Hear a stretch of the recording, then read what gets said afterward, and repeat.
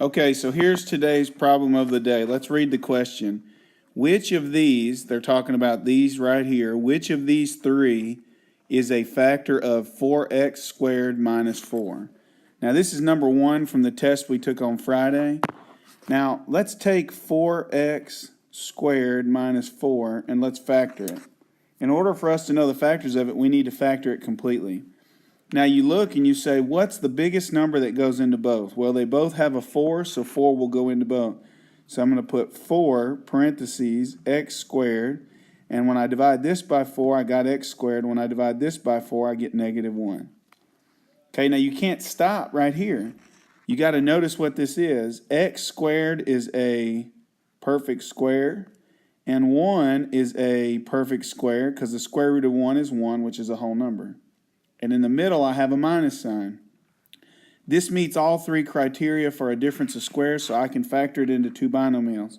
So I have 4, and then I'm going to set up two parentheses. And the square root of x squared is x, so I'll put it there and there. The square root of 1 is 1 and 1. And then my signs in a difference of squares are plus minus or minus plus. Now, the problem is completely factored right here. And so all three of these, 4 is a factor, x plus 1 is a factor, and x minus 1 is a factor. So 4 and x plus 1 are factors, but x plus 2 is not. And so the answer is numbers 1 and number 2, which is D. So the answer on that problem, number 1, would have been D. Okay, I'd like you to read this problem with me. It says, which of these is a factor of 2x squared plus 4x minus 6? Pause your video, work the problem, and then go back and watch and see if you got it right. Okay, so let's factor this. Now what you should notice is that 2 goes into all three of these. Okay, so 2 goes into itself, 2 goes into 4, and 2 also goes into 6.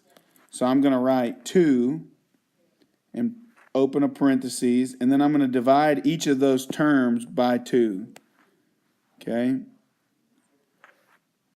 So let me erase well, it won't let me erase it. Okay, so I'm going to divide this by 2, this by 2, and this by 2.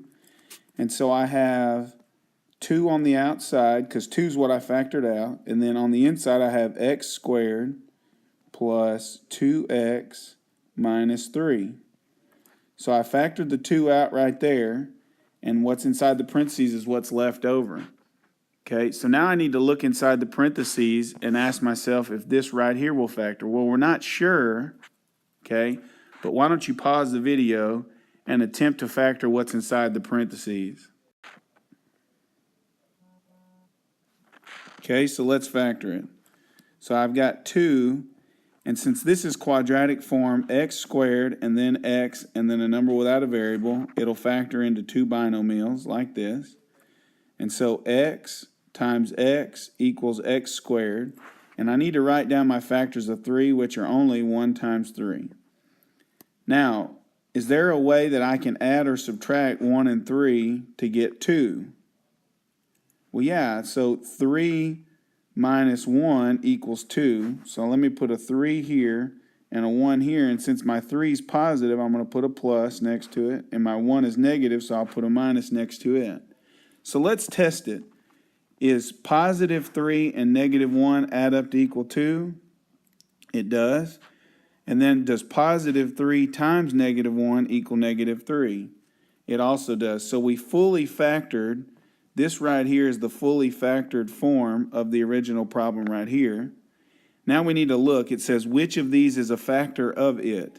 Well, there it is right there. X plus 3 is a factor right there.